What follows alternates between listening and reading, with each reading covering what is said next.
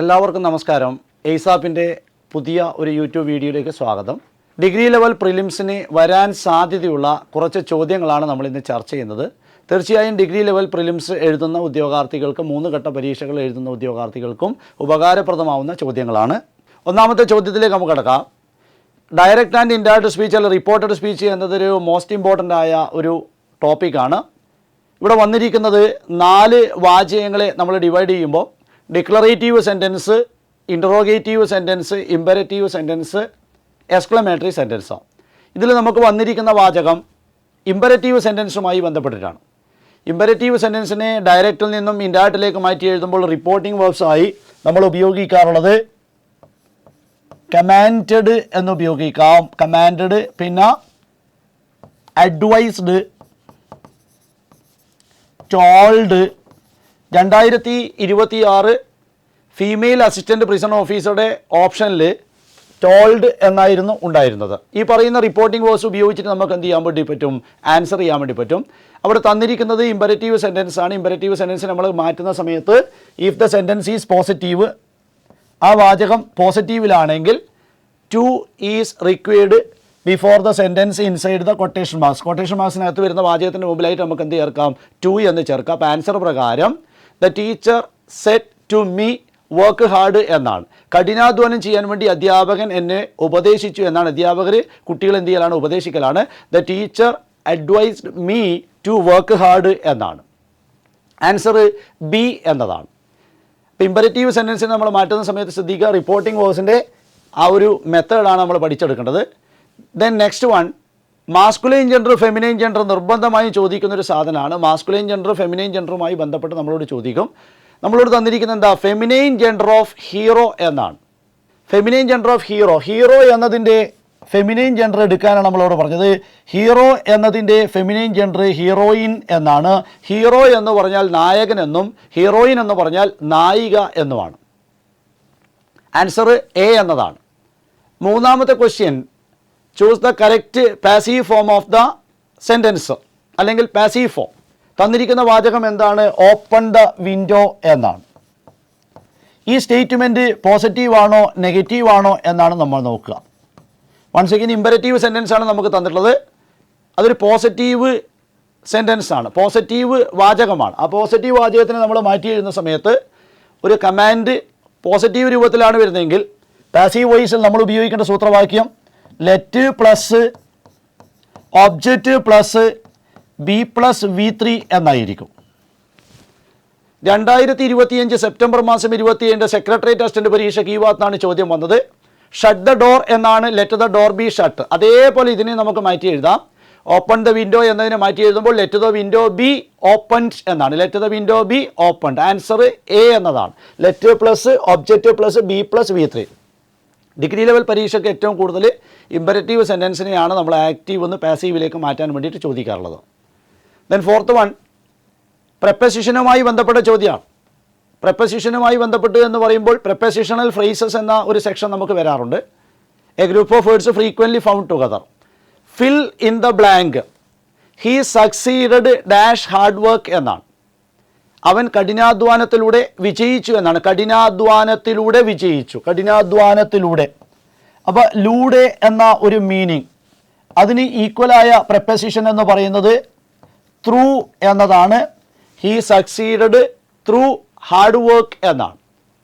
അങ്ങനെയാണെങ്കിൽ മുൻവർഷം ചോദിച്ചൊരു അഡീഷണൽ ക്വസ്റ്റ്യൻ ആണ്, hard work is the secret. വളരെ വളരെ ഇമ്പോർട്ടൻ്റ് ആണ്. ഡിഗ്രി ലെവൽ എക്സാമിന് ചോദിച്ചാൽ hard work is the secret dash success എന്നാണ്. Hard work is the secret plus of plus success. അപ്പോൾ സ്വാഭാവികമായും ഇവിടെ എന്താ വന്നിരിക്കുന്നത്? സീക്രട്ട് എന്നതിന് ശേഷം എന്തുപയോഗിക്കും എന്നാണ് ചോദ്യം. Secret is always followed by preposition of എന്നാണ്. എപ്പോഴും സീക്രട്ടിന് ശേഷം ഓഫാണ് വരിക. Boost is the secret of my energy. Yes, അടുത്തായിട്ട് നമ്മളോട് എന്താ ചോദിക്കുന്നത്? മീനിങ് ആണ് ചോദിക്കുന്നത്. ഏതുമായി ബന്ധപ്പെട്ട്? ഐഡിൽ എന്ന പദവുമായി ബന്ധപ്പെട്ടുള്ള മീനിങ് ആണ്. അപ്പോൾ ഐഡിൽ എന്ന് പറയുമ്പോൾ തന്നെ നമുക്കറിയാം മടി പിടിച്ച എന്നാണ് അർത്ഥം. ആൻസർ ലേസി എന്നാണ്. LAZY, ലേസി എന്നാണ്. മീനിങ് ആണ് നമ്മളോട് ചോദിക്കുന്നത്. വേർഡ് മീനിങ് സാധാരണയായി നമ്മളോട് ചോദിക്കാനുള്ളതാണ്. നെക്സ്റ്റ് പാർട്ട് സബ്ജക്റ്റ് വേർബ് എഗ്രിമെൻറ്റുമായി ബന്ധപ്പെട്ടതാണ്. സബ്ജക്റ്റ് വേർബ് എഗ്രിമെൻറ്റ് കെൻകോഡ് എന്ന പാർട്ടിൽ നിന്നും ബന്ധപ്പെട്ടതാണ്. വൺ ഓഫ് എന്നതിന് ശേഷം നമ്മളെപ്പോഴും പല വീഡിയോസിലും നമ്മൾ പറഞ്ഞതാണ്, വൺ ഓഫ് എന്നതിന് ശേഷം നാമം എപ്പോഴും പ്ലൂറലായിരിക്കും. One of plus plural noun plus verb singular ആയിരിക്കും. വൺ ഓഫിന് ശേഷം വരുന്ന നാമം ബഹുവചനവും ക്രിയ സിംഗുലറും ആയിരിക്കും. അപ്പം 4 വാചകങ്ങൾ ഒരേപോലെ വന്നപ്പോൾ ശരിയായ answer one of my friends is a doctor എന്നാണ്. ആൻസർ സി എന്നതാണ്. One of my friends is a doctor എന്നാണ്. വൺ ഓഫ് മൈ ഫ്രണ്ട് അല്ല, വൺ ഓഫ് മൈ ഫ്രണ്ട്സ്. അപ്പോൾ one of plus plural noun plus singular verb എന്നാണ്.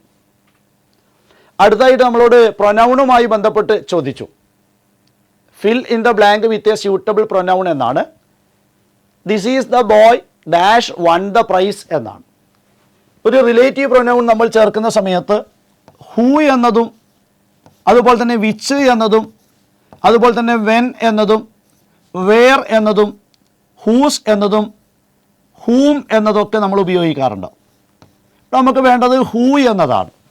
എന്തുകൊണ്ടാണ് who ഉപയോഗിക്കുന്നത്? Who is used for persons only. ആളുകളെ കുറിച്ച് പറയാൻ വേണ്ടി മാത്രം ഉപയോഗിക്കുന്നതാണ് ഹൂ എന്നത്. ഇനി ഹൂ ആണോ ഹൂമാണോ ഹൂസാണോ ഉപയോഗിക്കേണ്ടത് എന്ന് തീരുമാനിക്കുന്നത് ഈ ഡാഷിന് ശേഷം വരുന്ന ക്രിയയാണ്. ആളുകളെ കുറിച്ച് പറയുന്ന വാചകത്തിൽ ഡാഷിന് ശേഷം ഒരു വേർബോ ഒരു ഓക്സിലറി വേർബോ വന്നാൽ, ഓക്സിലറി വേർബ്, ഒരു വേർബോ ഒരു ഓക്സിലറി വേർബോ വന്നാൽ തീർച്ചയായും ഹൂ എന്നതിനാണ് പ്രാധാന്യം. This is the boy who won the prize എന്നാണ്. Won WON win won. Choose the correct meaning of a man of letters. അത് വൺ വേർഡാണ്. എ മാൻ ഓഫ് ലെറ്റേഴ്സ് എന്നാണ്. എ മാൻ ഓഫ് ലെറ്റേഴ്സ് എന്നതിന് ഉചിതമായ one word എന്ന് പറയുന്നത് a literary person എന്നാണ്. Answer B ആണ്, literary person. Find the error എന്നതാണ്. ഇത് കോൺകോഡ് പാർട്ടിലുള്ളതാണ്. വളരെ ഇമ്പോർട്ടൻ്റ് ആണ്. ഒരുപാട് പരീക്ഷകളിൽ ചോദിച്ചതാണ്. Bread and butter R his only food എന്നല്ല വേണ്ടത്. ബ്രെഡ് ആൻഡ് ബട്ടർ എന്നത് ഇവിടെ എന്തായിട്ട് പറഞ്ഞിരിക്കുന്നത്? ഒരു ഭക്ഷണ ഐറ്റം ആയിട്ടാണ് പറഞ്ഞിരിക്കുന്നത്. സോ അതെന്തായിട്ട് പരിഗണിക്കണം? It is treated as singular. എന്തായിട്ട് പരിഗണിക്കും? നമ്മൾ സിംഗുലറായി പരിഗണിക്കും. ബ്രെഡ് ആൻഡ് ബട്ടർ ആർ എന്നല്ല, ബ്രെഡ് ആൻഡ് ബട്ടർ ഈസ് എന്നാണ്. ബ്രെഡ് ആൻഡ് ബട്ടർ ഈസ് എന്നായിട്ട് നമ്മളതിനെ എന്ത് ചെയ്യണം? മാറ്റണം. ആർ അല്ല വേണ്ടത്, ഈസ് എന്നായിട്ടാണ് മാറ്റേണ്ടത്. അപ്പോൾ തെറ്റായ ഭാഗം എന്ന് പറയുന്നത് ആർ എന്ന് കിടക്കുന്ന സ്ഥലത്താണ്. അപ്പോൾ അത് ആൻസർ എന്തായിട്ട് മാറണം? ഈസ് എന്നായിട്ട് മാറണം. അപ്പോൾ തെറ്റായ ഭാഗം കണ്ടുപിടിക്കാനാണ് പറഞ്ഞത്. ഇപ്പോൾ ബ്രെഡ് ആൻഡ് ബട്ടർ ആർ അല്ല, bread and butter is. Choose the correct sentence. ഇത് കോറിലേറ്റീവ് കൺജങ്ഷനുമായി ബന്ധപ്പെട്ടതാണ്. Correlative conjunction. കോറിലേറ്റീവ് കൺജങ്ഷൻ്റെ പ്രത്യേകം എന്താ? സ്കേഴ്സ്ലി എന്ന് വെച്ചിട്ടാണ് വാചകം ആരംഭിക്കുന്നത്. സ്കേഴ്സ്ലി പ്ലസ് ഹാഡ് അല്ലെങ്കിൽ ഡിഡ്, ഇതിലേതെങ്കിലും ഒരു ഓക്സിലറി വെർബ് വരും.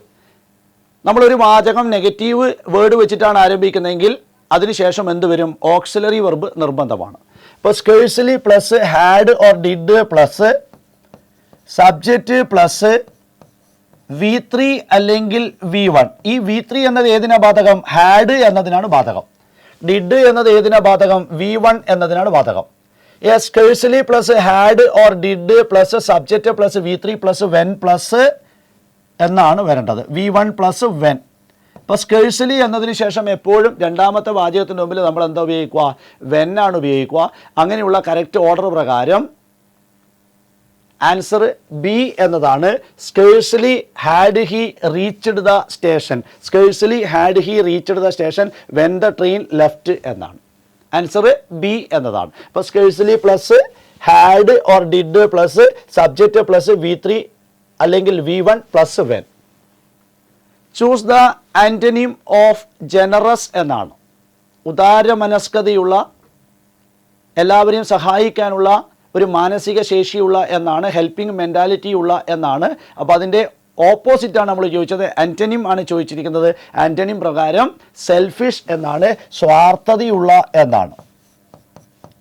മറ്റത് സ്വാർത്ഥതയില്ലാത്ത, നിസ്വാർത്ഥമായ, എല്ലാവരെയും സഹായിക്കണമെന്ന മാനസികാവസ്ഥയുള്ള എന്നാണ്. Fill in the blank. She married dash a doctor എന്നാണ്. ഇവിടെ നമ്മൾ പ്രെപ്പോസിഷണൽ ഫ്രേസസ് ആണ്. മാരീഡ് എന്നതിന് ശേഷം ടു എന്ന പ്രെപ്പോസിഷൻ ഉപയോഗിക്കുന്നു.